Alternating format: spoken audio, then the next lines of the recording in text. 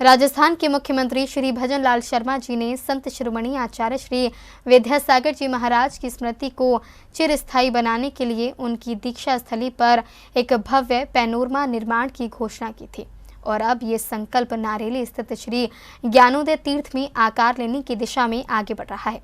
इसी कड़ी में श्री ज्ञानोदय तीर्थ के पदाधिकारी और पैनोरमा निर्माण से जुड़े इंजीनियर्स की टीम गुना पहुंची, जहां निर्यापक मनुपुंगव श्री सुधासागर जी महाराज सत्संग के सानिध्य में उन्होंने पैनोरमा की परिकल्पना और निर्माण प्रक्रिया के बारे में विस्तार से जानकारी प्राप्त की। महाराज जी, अभी गए बजट में राजस्थान सरकार के यशस्वी मुख्यमंत्री श्री भजनलाल जी शर्मा साहब ने अपने बजट में आचार्य 108 विद्यासागर जी महाराज की दीक्षा स्थली अजमेर में आचार्य महाराज की पुण्य स्मृति में पैनोरमा का निर्माण की घोषणा की थी।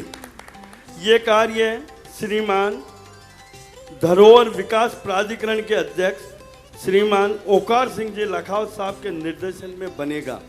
लखावत साहब आपसे बहुत प्रभावित हैं। महाराज श्री ये पैनोरमा ज्ञानोदय तीर्थ क्षेत्र नारेली के सामने बनना चालू हो गया है।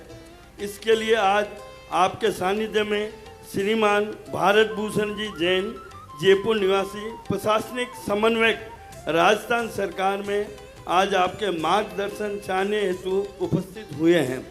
आपके साथ पैनोरमा के आर्किटेक्ट व इंजीनियर साथ में आए हैं। महाराज श्री आपका इसमें आशीर्वाद व पैनोरमा को कैसे भव्य बनाएं, ये हमें जानकारी और मार्गदर्शन दें। नमोस्तु महाराज जी, नमोस्तु महाराज जी, नमोस्तु महाराज। इस अवसर पर निर्यापक मनुपुंगव श्री सुधासागर जी महाराज ने सबसे पहले आचार्य श्री विद्यासागर जी महाराज के विराट व्यक्तित्व और उनके राष्ट्र निर्माण में योगदान को याद किया। उन्होंने बताया कि कैसे आचार्य श्री के विचारों ने समाज को नई दिशा दी और उनके व्यक्तित्व के आगे देश के प्रधानमंत्री श्री नरेंद्र मोदी जी भी नतमस्तक हुए। पूज्य गुरुदेव आचार्य विद्यासागर महाराज एक जैन दर्शन के प्रसिद्ध आचार्य थे, लेकिन उनके व्यक्तित्व ने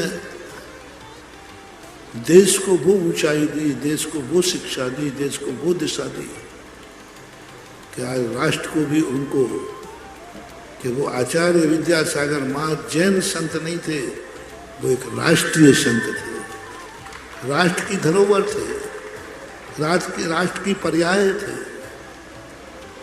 और उसी रूप में होकर के देश के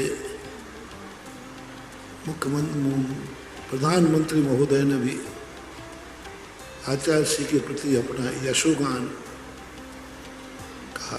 मुनिवर ने कहा कि राजस्थान ऐसी पावन भूमि है जहां से ऐसे महान संत का उद्गम हुआ है और आर के मार्बल ग्रुप द्वारा बनाया गया पहला कीर्ति स्तंभ भी आचार्य श्री के प्रति श्रद्धा का प्रतीक है। राजस्थान ऐसे महान व्यक्तित्व का उद्गम स्थल रहा है। उनका वहाँ का एक बहुत बड़ा इतिहास है। जब उनके स्थान के आए तो एक बहुत बड़ा भारत का पहला कीर्ति स्तंभ आर के मार्बल वालों ने बनाया दीक्षा स्थली। आचार्य श्री की समाधि के बाद राजस्थान सरकार द्वारा तैयार कराए जा रहे इस पैनोरमा की सोच की भी मनुपुंगव श्री ने सराहना की। उन्होंने कहा कि ऐसा निर्माण केवल एक स्मारक नहीं बल्कि आने वाली पीढ़ियों के लिए प्रेरणा का केंद्र बनेगा। तो राजस्थान के मुख्यमंत्री महोदय भजन लाल जी ने जो सोच बनाया वो उनके करने लायक था। उन्होंने आचार्य विद्यासागर महाराज का पैनोरमा का कार्य की घोषणा जो की है, उससे राजस्थान का गौरव बढ़ा है,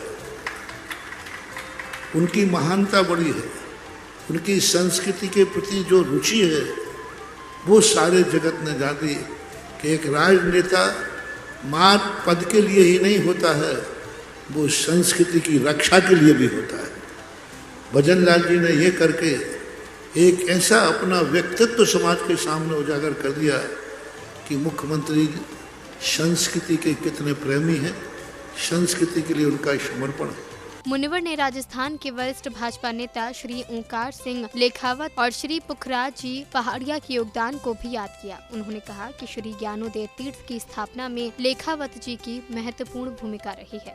दूसरी बात है, लखावत जी हमेशा लखावत जी जैन समाज के प्रति कहो, पूज्य गुरुदेव विद्यासागर के प्रति कहो, और उनके प्रति तो क्या मैं साक्षात बैठा हूँ, मेरे प्रति कहो। सन 1994 में जब मेरा कोई ज़्यादा नेटवर्क नहीं था, ज़्यादा राजनेता नहीं, पहला कोई राजनेता हमारी ज़िंदगी में आया तो उसका नाम है लखावत जी। पहला राजनेता था। उसके पहले राजस्थान में तो मेरा प्रवेश ही था। किसी भी राजनेता से मेरा कोई परिचय नहीं था।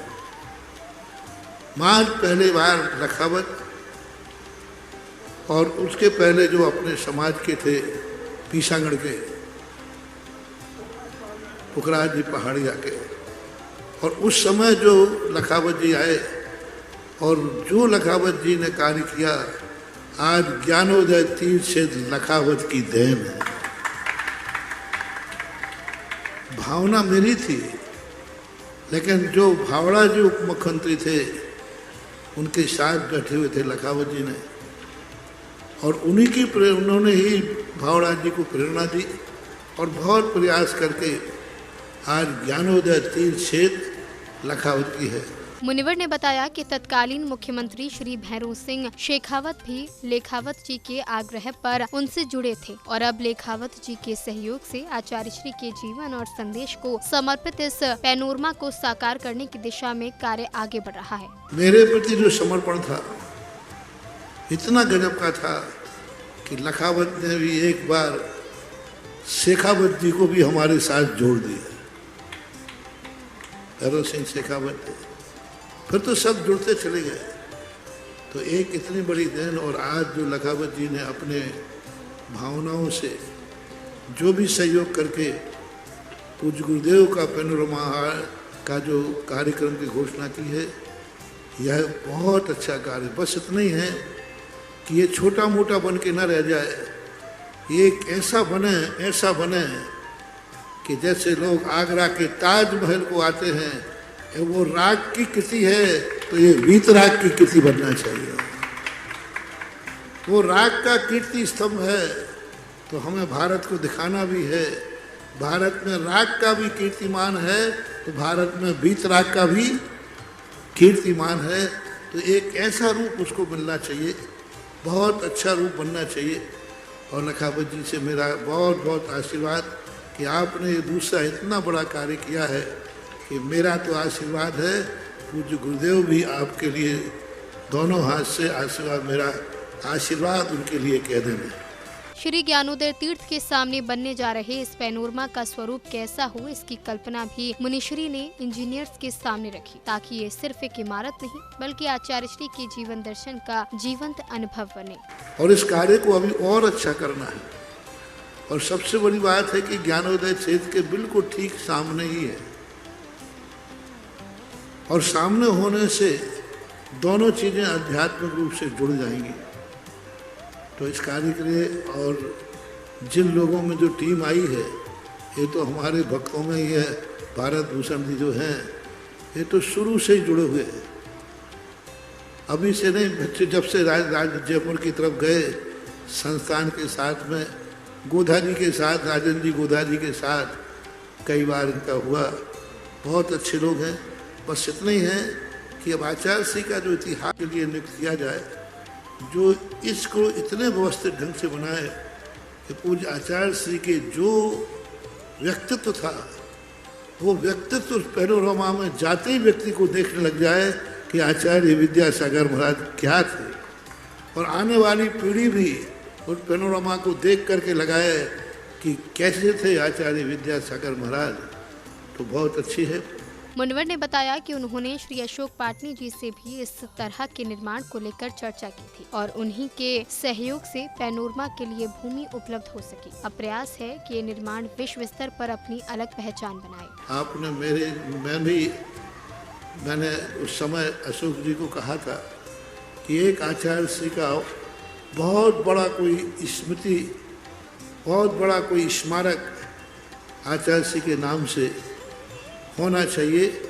होना तो ये बहुत उस समय बहुत पहले जब आचार्य श्री की समाधि हुई थी, और बल्कि एक बार तो समाधि के पहले भी भाव आया था कि राजस्थान में एक आचार्य श्री के नाम का बहुत बड़ी चीज़ बनना चाहिए। और वो आज मुख्यमंत्री ने उसके सुनकर के, अशोक जी ने भी इसमें बहुत प्रेरणा की, उन्हीं की प्रेरणा से वो जमीन निश्चित हो पाई जो जमीन निश्चित हुई है। तो अशोक जी पाटनी को भी सबके लिए भारत भूषण आदि सबके लिए भी पसंद का है कि इसके इतिहास को एक प्रकांड विद्वान को जोड़ा जाए, और प्रकांड विद्वान जोड़ेगा मैं भी देखूंगा, क्योंकि मेरे निर्देशन में, लेकिन वर्क करने के लिए कोई व्यक्ति चाहिए। मैं निर्देशन दे सकता हूँ, गाइड दे सकता हूँ, संरक्षण दे सकता हूँ, आशीर्वाद दे सकता हूँ। मेरा शुरू से ही आशीर्वाद है। तो इस आशीर्वाद को आप लोग कार्य करें, मेरा बहुत आशीर्वाद है। ज्ञानोदय तीर्थ में दोनों एक ही हैं, दोनों अलग अलग नहीं हैं। ज्ञानोदय कमेटी को भी मेरा भाव है कि उस पैनोरमा के लिए पूरा संरक्षण दें, पूरा सहयोग दें। वो ज्ञानोदय का ही एक अंग है, और भविष्य में इसका संरक्षण आदि भी ज्ञानोदय कमेटी ही इसको संभाले, क्योंकि सरकार तो यही कहेगी भाई आप लोग संभालो, जैसी व्यवस्था होगी अपन सब मिलके करेंगे। बहुत अच्छा, मुझे बहुत संतोष है।